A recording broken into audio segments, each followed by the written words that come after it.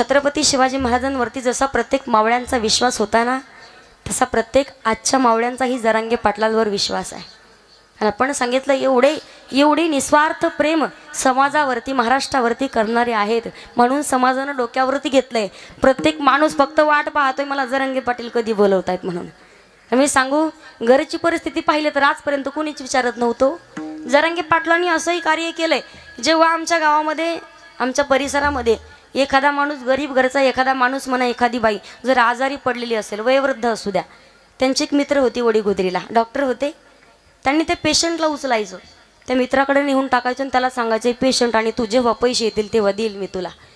त्याच्या दिवशी 2-3 दिवसापूर्वी त्या डॉक्टरांची मुलाखत झाली. तर त्या डॉक्टरांनी सांगितलं, डॉक्टर सांगताय की जरांगे पाटील सांगायचे हे पेशंट आणि तुम्ही माझ्याकडे जेव्हा पैसे येतील मी तुम्हाला देऊ. जरांगे पाटलाकडे अजून पैसे नाही आले, मीही त्यांना अजून मागितले नाही, कारण मला माहिती होतं हे खूप मोठं खूप चांगलं कार्य करत आहेत. जरांगे पाटलांचं जर चरित्र जर पाहिलं ना, तुम्हाला सांगेल मी, जसं स्वराज्य निर्माण करण्यासाठी मासाहेब जिजाऊंनाही खूप त्रास झाला आहे, तसंच आज महाराष्ट्रामध्ये आरक्षणाचा लढा उभारण्यासाठी जेव्हा जरांगे पाटील लहानाचे मोठे होत होते, त्यांना वाढवत असताना त्यांच्या आई वडिलांनी ऊसतोडीचं कामसुद्धा केलं आहे. पहा, कोणतं ऊसतोडीचं कामसुद्धा केलं आहे.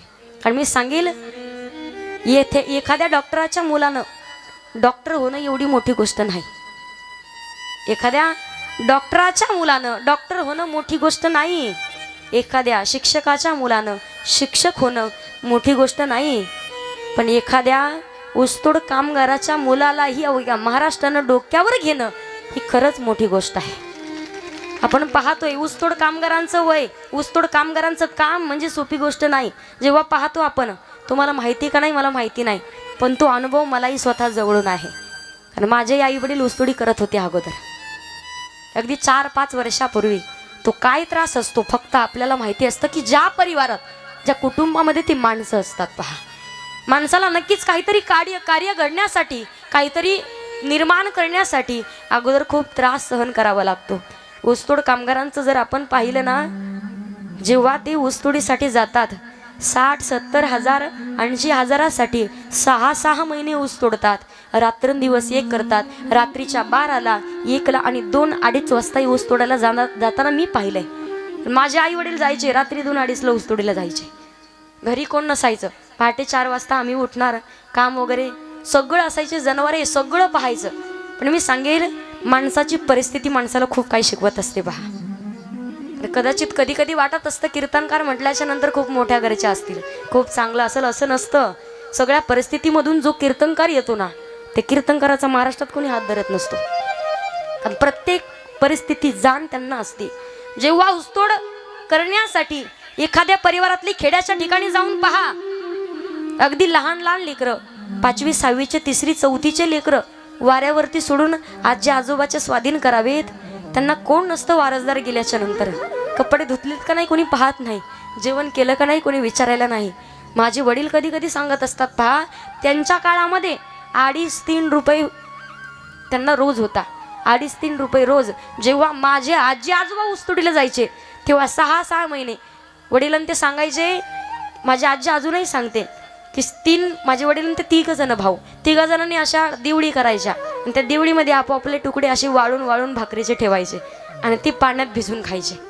एवढी परिस्थिती वाईट असते. पहा, कारण आपण पाहतो कधी कधी आता सगळ्या गोष्टी सगळ्या अनुकूल आहेत माणसाला, पण जेव्हा ती परिस्थिती येते तेव्हा खूप वाईट गोष्ट असते.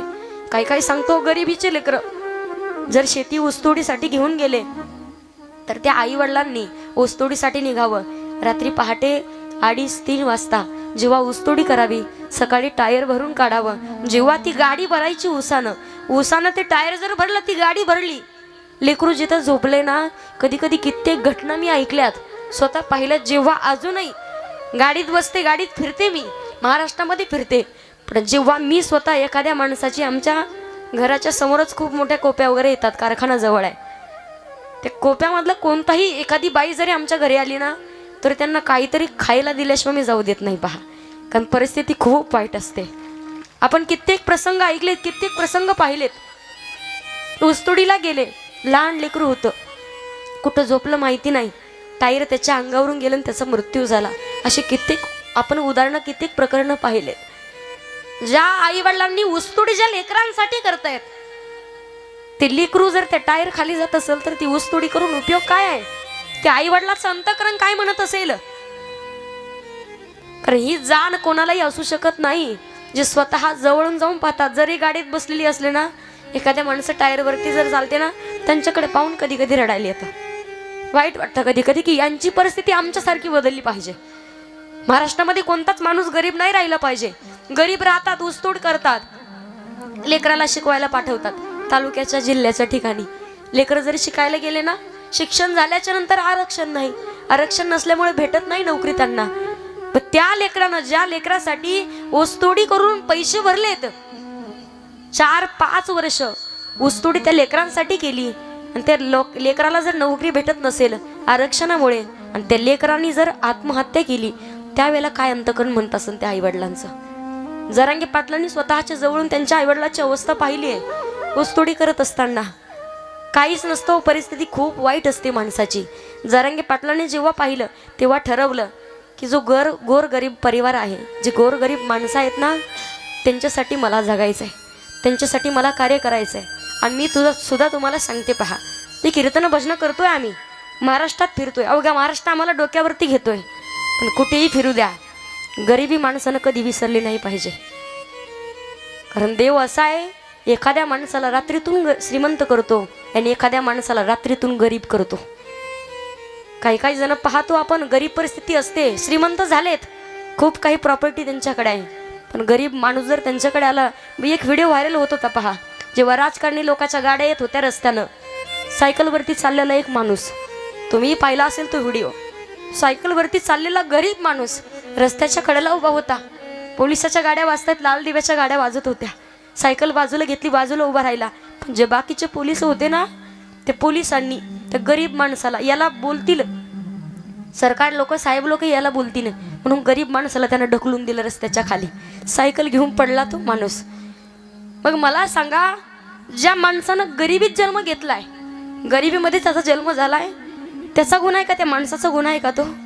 भगवान परमात्मानं दिलाय त्याला, तो जन्म दिलाय, ज्या परिस्थितीमध्ये राहण्याची संधी दिली, राहायला सांगितलंय, त्या परिस्थितीमध्ये त्याला राहावं तर लागणार ना. आज आपण पाहतोय अवघा महाराष्ट्र डोक्यावरती घेतोय जरांगे पाटलाला, पण पहिलं जर चरित्र पाहिलं ना तर लक्षात येतं, बायको त्यांची 24 तास रडती घरी. आताही सांगितलंय, जोपर्यंत आरक्षण भेटत नाही तोपर्यंत 2-3 महिने घरी जाणार नाही, मी नाही जाणार घरी, आरक्षण मिळून द्यायचे मला समाजाला. कारण त्यांना माहिती आहे गरीब परिस्थितीचे लोक आहेत, आपण शेती करावं, शेतीला भाव भेटत नाही, शेतातल्या कोणत्याच पिकाला भाव भेटत नाही, भाव नसतो. शेतकऱ्याला एवढा खर्च करतो आयुष्यभर, 12ही महिने कोणता गावाला जात नाही, कुठंच जात नाही, 12ही महिने फक्त शेतातले पिकं, शेतातलं काम बघतो. आणि जेव्हा कुठं पीक अगदी तोंडाला येणार, घास तोंडाला येणार, तेव्हा सरकारनं काहीतरी त्या पिकाचा भाव कमी करावा. अर्धे गेलेला खर्चाचा पैसाही निघत नाही, तेवढाही खर्च सुद्धा निघत नाही. त्या माणसाची अवस्था काय होत असेल? फक्त शेतकरी राजा म्हणतात, बळी राजा, पण राजा नाही, खूप गरीब परिस्थिती त्या राजाची आहे, त्या शेतकऱ्याची आहे. तीच परिस्थिती, तेच दुःख फक्त जाणणारा एकमेव माणूस आहे पहा, जरांगे पाटील. जेव्हा ऊसतोडी कामगाराचे लोक पाहतो आपण, कुठेही झोपतात, कुठेही राहतात, दिलं ते खातात, रात्रीच्या 12 आणि 1ला. मी माझी सत्य परिस्थिती सांगते. आज माझी आई खूप आशीर्वाद देत असेल मला, कारण जेव्हा आई रात्री 12-1 वाजायची झोपायला, रात्रीच भाकरी वगैरे करून ठेवायच्या, रात्री ऊसतोडीला जायचं सकाळी म्हणून, रात्री 11-12 वाजायची झोपायला, सकाळी 2:30 वाजता उठायची. जेव्हा तिकडनं काम करून येणार, सकाळी शेतात कामाला जायचं. आम्ही लहान होतो, शेतात कामाला जायचं, शेतातलं काम करून आल्याच्या नंतर घरचं काम करायचं. संध्याकाळी माझ्या आईला भाकर खाताना सुद्धा झोप लागायची पहा.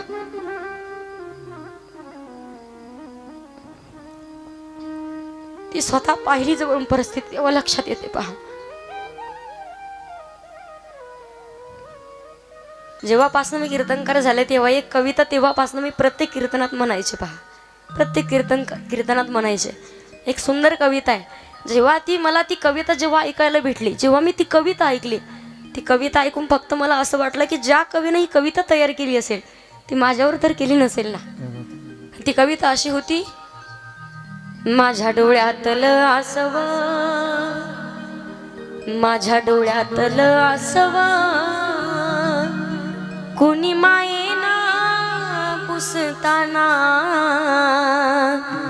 जणू हुंद का दाटतो या गोष्ट बापाची सांगताना त्याच्या फाटक्या सदऱ्याला कशी ठिगळ जुडलेली उभ्या आयुष्याला त्यानं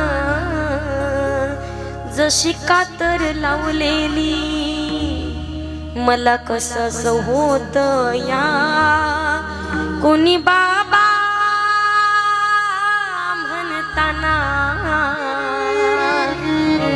जणू हुंद का दाटतो या गोष्ट बापाची सांगताना भरविला घास मुटका माझ्या इवल्या मुखात त्यानं बघितलं सपन त्यानं बघितलं सपन पालाऊसाचा काढताना जणू हुंद का दाटतो या गोष्ट बापाची सांगताना गोष्ट बापाची सांगताना गोष्ट बापाची सांगताना आज आपण पाहतो प्रत्येक घराघरामध्ये तर लेक जन्माला आली 2-3 मुली असल्या तर आई वडील डोळे नाक तोंड मुरडवतात. पहा आम्ही 3 जणी बहिणी आहेत, 2 भाऊ आहेत, पण सगळेजण शिक्षण घेत आहेत. एक बहीण एक भाऊ लातूरला शिकतायत 2 वर्षापासनं आणि माझी मोठी बहीण पुण्याला शिकते. कित्येक लोकांनी सांगितलं पोरींना शिकून उपयोग काय आहे, पण मी तरी सांगू शकते माझ्या विश्वासाच्या जीवावर पोरगीची सगळं काय आहे. पहा माणसाचं आईवडिलांचं आयुष्य जर बदलायचं असेल तर पोरीला लक्ष्मीच्या पावलानं त्या घरामध्ये अवतार घ्यावा लागतो. परिस्थिती सगळ्यांचीच असते. मी तुम्हाला सांगायचं आहे, मी सांगितलं कशासाठी की जरांगे पाटलाचं एवढं चरित्र आहे आज अवघ्या महाराष्ट्रानं डोक्यावरती घेतलंय, पण याच्या पाठीमागचा खूप मोठा इतिहास आहे, खूप मोठा इतिहास आहे. तो इतिहासही आपल्याला समजून घेणं फार गरजेचं आहे. आज आपण पाहतो छत्रपती शिवाजी महाराजांचे जे मावळे होते स्वतःच्या प्राणाची आहुती देण्यासाठी तयार व्हायचे. हो शिवाजी महाराजांच्या पुढे एक पाऊल होते. छत्रपती शिवाजी महाराजांना म्हणायचे राजा द्या की एकदा संधी. कशाची? मरायची संधी मागायची, जगायची नाही मरायची संधी द्या. एका मावळ्याच्या युद्धामध्ये कोपरापासून हात आणि गुडघ्यापासून पाय तुटले. छत्रपती शिवाजी महाराज त्याला भेटण्यासाठी त्याच्या झोपडीवरती गेले. त्याच्याकडे पाहिलं डोळ्यात पाणी आलं होतं. डोळ्यात पाणी आलं. शिवरायांना वाईट वाटलं, माझ्यामुळे याचा परिवार उड्यावरती आलाय. याचं तर दुःख त्याला वाटत नसेल ना, पण शिवराय म्हणतात का रे तुझ्या तलवारीचं नाव भवानी आणि तुझ्या डोळ्यात पाणी. उत्तर फार सुंदर दिलं त्या मावळ्यानं. मावळा सांगतोय राजा हात तुटले म्हणून रडत नाही राजा, राजा पाय तुटले म्हणून रडत नाही राजा, हात आणि पाय तुटलेत, मी आता संसार करू शकत नाही, मी आता प्रपंच करू शकत नाही, याच्यासाठी रडत नाही राजा. ऐका ना, एकाच गोष्टीसाठी डोळ्यामध्ये पाणी आहे की या महाराष्ट्राचा राजा माझ्या झोपडीत आला असताना देखील त्याला मुजरा करायला मला हात शिल्लक नाही, याचं दुःख वाटतंय राजा, म्हणून मी रडतोय राजा, म्हणून मी रडतोय राजा. छत्रपती शिवाजी महाराजांचे एक पाऊल पुढे होते म्हणून त्यांच्यासाठी म्हणावं धन्य माता पिता तयाची. मला सांगायचं हित आहे भगवंताचं नामचिंतन करण्यामध्ये. नामस्मरण जीवनामध्ये करावं का? का करायचंय नामस्मरण? नामस्मरण जीवनामध्ये सर्व काही आहे. पण मी सांगेल तुम्हाला मनुष्य देह धारण करून आलोय, आल्याच्या नंतर भगवंताचं भजन करणं जीवनाचा उद्धारच त्यामध्ये आहे की भगवंताचं नामचिंतन करणं. नामस्मरण करायचंय का? माऊली ज्ञानोबा उत्तर सांगतात हरिपाठामध्ये ज्ञान देव पुसे निवृत्तीशी चाड आणि गगना होणे वाढ नाम आहे. ऐसा नामाचा महिमा वेदशीन झाली सीमा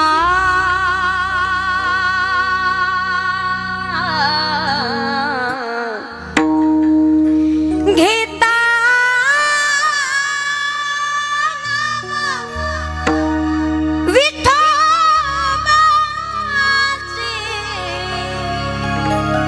परिवत जळती पापांचे, परिवत जळती पापांचे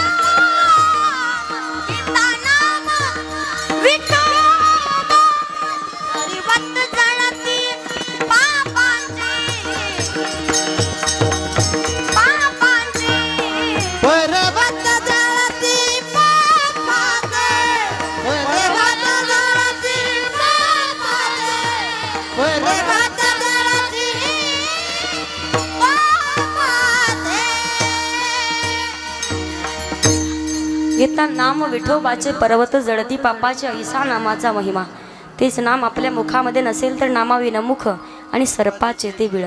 नामस्मरण जीवनामध्ये करायचं आहे. नामस्मरण करावं का मी तुम्हाला सांगेल पहा. धन्य माता पिता तयाच्या, आई वडिलांना धन्यता दिली जाते. पण जेव्हा आपण आपलं हित जागो, जेव्हा आपण आपल्या हिताच्या ठिकाणी जाग राहू, तेव्हा मी सांगेल, जेव्हा संत सावता महाराजांचा अधिकार पाहून नामदेव महाराज म्हणतात, धन्य त्याची माता धन्य त्याचा पिता, साठविला दाता त्रैलोक्याचा. हृदयामध्ये भगवंताला साठवलं म्हणून फक्त आई वडील यांना धन्यता नाही. धन्य ती आरण रत्नाची ती खान, जन्मला निधान सावता, तो त्या गावालाही धन्यता दिली आहे. जरांगे पाटलांचं चरित्र जरी ऐकलं, प्रत्येक माणसाची इच्छा होते मी फक्त सांगावं जरांगे पाटलांच्या शेजारी मी राहते. प्रत्येक माणसाला वाटतं मी कधी जाईल आणि जरांगे पाटलाचं घर पाहून येईल, ही इच्छा निर्माण होते. ते गावाला धन्यता दिली जाते जिथे त्यांचा जन्म झालाय. पण एवढंच नाही, फक्त आई वडील आणि गावाला धन्यता नाही, नामा म्हणे त्यांचा जन्म सफल झाला, वंश उद्धरिला माळे याचा.